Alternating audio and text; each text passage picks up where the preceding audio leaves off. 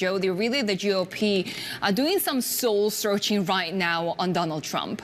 That's right. We heard from those two Republicans today, John Thune and Mitt Romney. John Thune making the case that the problems surrounding Donald Trump, and particularly his continuing claims that he did not lose the election in 2020, really did not help the case for their candidates, and particularly Herschel Walker in Georgia.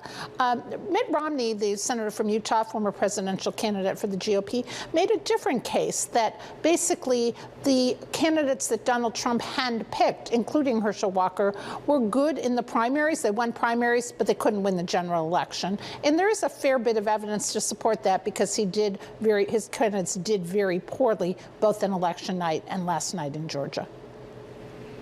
Yeah, on the Democratic side, there are some concerns coming out of Georgia. How vulnerable is President Biden's agenda, given that we still have a Republican majority in the House, and again, even with this win, a slim Dem majority in the Senate? Yeah, that's right, Heidi. The Democrats, while they did win last night, and they're 51-49, better than the 50-50 they were in the Senate in the last Congress, still, are doing some soul searching, and their analysts are saying they should be doing soul searching. The fact that Raphael Warnock, who was an incumbent, he was only there 2 years, but he was an incumbent, had trouble beating Herschel Walker, who had all kinds of personal issues in the campaign, and really was thought to be, including by members of the Republican Party, not a good candidate. Warnock still had, he had trouble beating him in the end, and it was very close. So there's that question. There's the broader question for President Biden of what kind of agenda can he get through this divided Congress.